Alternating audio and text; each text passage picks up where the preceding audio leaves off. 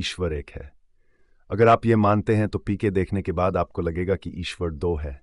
एक वह जिसने हमें बनाया, दूसरा वह जिसे धर्म के ठेकेदारों ने बनाया। हमें किस ईश्वर को मानना चाहिए, इस सवाल का जवाब खुद ही तय करना होगा। निर्देशक राजकुमार की बहुप्रतीक्षित फिल्म पीके धर्म और ईश्वर को लेकर एक रोचक बहस सामने रखती है और गुदगुदाते हुए काफ़ी कुछ सोचने को मजबूर करती है। इसमें रोज़मर्रा की ज़िंदगी में ईश्वर की मौजूदगी को लेकर कई मासूम सवाल हैं, तो हमेशा की तरह आमिर खान ने को ये कसर नहीं उठा रखी है।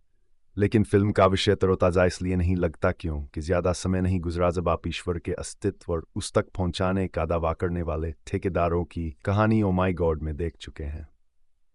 हिरानी की फिल्म की बहस का प्लेटफॉर्म वही है जो निर्देशक उमेश शुक्ला की फिल्म का था।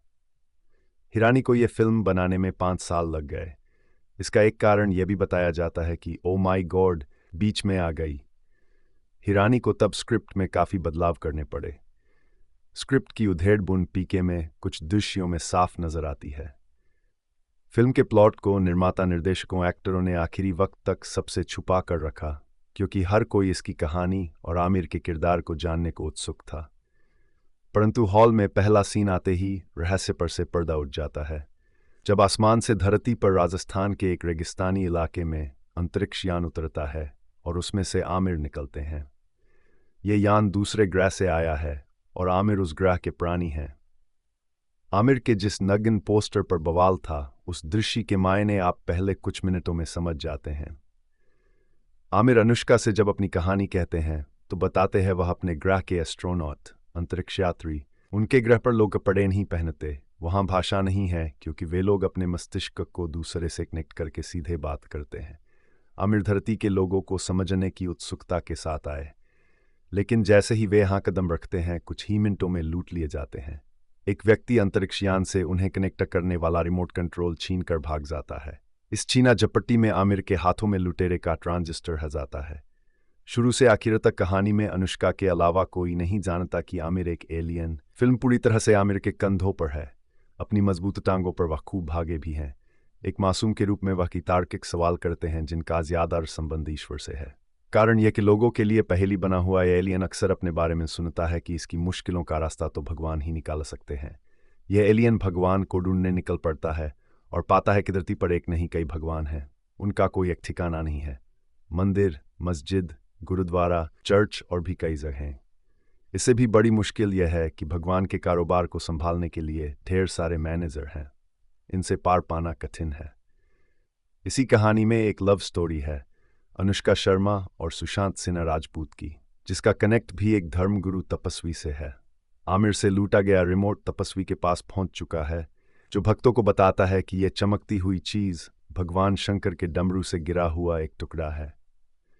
आमिर अपना रिमोट यंत्र वापस पाना चाहते हैं। कहानी की यह बुनावट सहज है, लेकिन नायिका एक टीवी रिपोर्टर है और एलियन की कहानी और उसके सहज सवालों से इतनी प्रभावित होती है कि अपने चैनल में उसे सवाल जवाब का एक कार्यक्रम दिला देती है।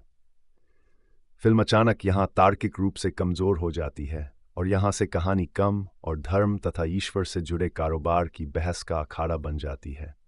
आपको ये पसंद आया तो ठीक, वरना यहाँ से आप फिल्म में दिलचस्पी खो सकते हैं। अगर आप इस फिल्म को मुन्ना भाई या थ्री इडियट्स की छाया लेकर देखने जाएंगे तो आनंद नहीं ले सकेंगे।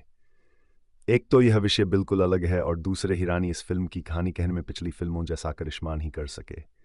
यह भी हो सकता है कि आपकी आस्था को कहीं हंसी मजाक में चोट पहुंच जाए, खासतौर टॉयलेट में भगवान शिव के साथ आमिर खान के दृश्य या फिर अल्लाह के घर में वाइन की बोतल लेकर घुसने का प्रयास करते आमिर को देखकर। ईसाई भी इस बात का बुरा मान सकते हैं कि कैसे इस एलियन को चर्च में नारियल, अगरबत्ती और दिया जलाकर पवित्र क्रॉस के सामने ले जाते दिखा दिया गया। इसके अलावा ईश्वर तथा धर्म पर की संवाद हैं जिन्हें आप अगर दिल पर ले लेंगे तो आस्था को ठेस पहुंच जाएगी। अतः यह वैधानिक चेतावनी आवश्यक है कि अपनी आस्था को घर में रखकर यह फिल्म देखने जाएं। राजकुमार हिरानी की यह फिल्म पिछली फिल्मों से एक मायने में बहुत अलग है। वह फिल्में किसी एक सितारे के भरोसे नहीं थी और उन कहानियों में हर किरदार की जगह अहम थी। पीके में एहसान ही ने आमिर और अनुष्का को छोड़ दे तो बाकी एक्टर एक्स्ट्रा की तरह नजर आते हैं, चाहे संजय दत्त हों या बोमन ईरानी। दोनों की कहानी में कोई विशेष जगह नहीं है। सुशांत सिन्हा राजपूत और परीक्षित साहनी की भी स्थिति यही है। धर्मगुरु बने सौरभ शुक्ला आकर्षित नहीं करते। पीके में आमिर के अलावा कोई और याद नहीं रहता। अनुष्का जरूर खूबसूरत लगी हैं और यह फिल्म उनके करियर को फायदा पहुंचाएगी। यह पहला मौका है जब हिरानी ने सारे कलाकारों की प्रतिभा के साथ न्याय नहीं